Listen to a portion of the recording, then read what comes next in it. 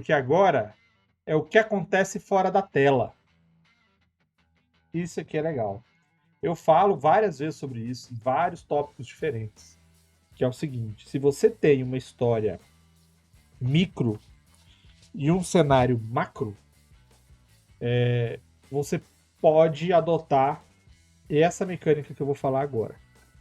Se você tá fazendo aquela campanha que é assim, os caras vão explorar uma dungeon e não depende da cidade dele, não depende do reino, não depende de nada, é só eles com a dungeon lá dentro, isso aqui provavelmente não vai se aplicar. Mas se você gosta de fazer essas campanhas longas, onde eles entram em contatos com reis, e com cidades, e com líderes, e com vilões e tudo mais, você tem que considerar aquilo que não acontece na história deles diretamente. Aquilo que os personagens não acompanham presencialmente. Em Stranger Things, eles estão tentando resolver por quê? Porque o Vecna está tentando tal coisa.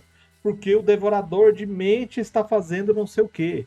Porque o Demogorgon está tentando pegar alguém. Então, eles estão tentando fazer coisas entre eles porque eles sabem que o vilão da história está correndo por fora. E muitas das vezes eles vão acabar enfrentando as consequências das ações desse vilão. Então você tem, paralelo à história que eles estão vivenciando aqui, um monte de coisa que vai progredindo aos poucos e que vão interferir não só no que eles vão viver agora, como no final da história. Então, às vezes, eles fazem algo que impede o vilão de progredir. Às vezes, eles fazem algo que ajuda o vilão a progredir. E isso tudo pode ser planejado da seguinte maneira. Pense que no seu jogo tem 4 jogadores ali, tá? Você chamou 4 amiguinhos para jogar. Nesse jogo, tem pelo menos 6 players. Os 4 amigos, você e o cenário. Todos eles são jogadores. Todos eles usam turnos. Os jogadores para fazer as ações do personagem, você para fazer as ações de onde eles estão, e ao mesmo tempo a ação em que tudo está acontecendo em volta, mesmo eles não sabendo o que está acontecendo.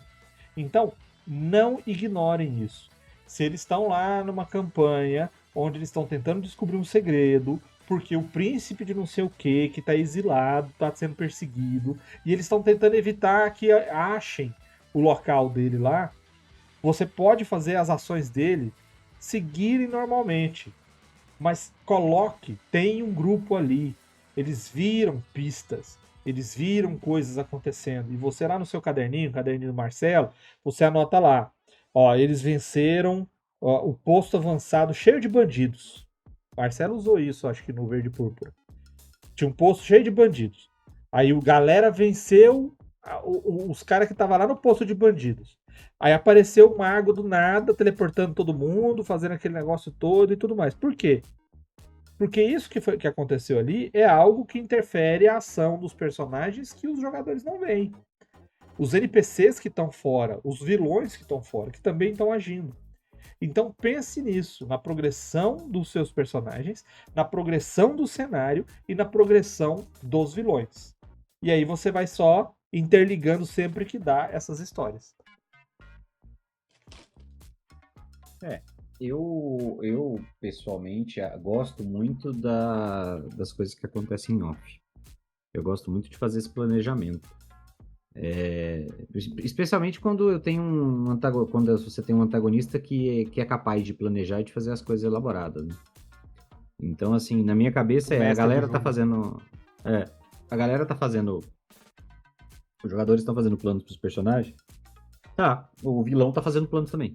O vilão tem um plano de hoje eu vou fazer isso, amanhã eu vou fazer aquilo, no outro dia eu vou fazer aquilo outro, tudo mais. E aí, toda vez que os personagens fazem alguma coisa que atrapalham esses planos, eu paro pra pensar, ok, ele se atrapalhou os planos dele. Como é que ele vai reagir a isso? Como é que ele vai lidar? Ele vai contratar uns capangas pra resolver isso? Ele vai falar, vou ter que resolver isso por conta própria? Vou mudar de direção e fazer isso, não sei o quê. E aí ele segue fazendo as coisas. Então, assim, o cara... Eu sempre falo isso, o vilão não fica sentado esperando vocês fazerem as coisas. O mundo continua acontecendo. O vilão até evoluindo também. Não, eu também. O vilão segue evoluindo. Porque o vilão tá fazendo coisas. O vilão que tá tentando juntar os ingredientes para fazer o ritual fodão lá, pra fazer isso, ele tá invadindo lugares, ele tá matando gente, ele tá ganhando XP também. E aí ele tá ganhando tesouro, ele tá ganhando recurso, ele tá contratando gente e tal. Então, assim, não é uma coisa incorpórea, né? Não é só a ideia do vilão, não, não. Eu penso como se esse cara está agindo, ele fez isso, ele fez aquilo. Eu levo em conta os prazos. Pô, o cara vai fazer, ele vai passar 2 dias fazendo esse ritual aqui e tal. E aí eu tenho mais ou menos não uma agenda, mas eu tenho mais ou menos organizado na minha cabeça o que o cara tá fazendo. De que maneira, quanto tempo aquilo leva. E aí, se as pessoas não atrapalham, ele vai conseguir concluir aquilo. Não tem outro caminho.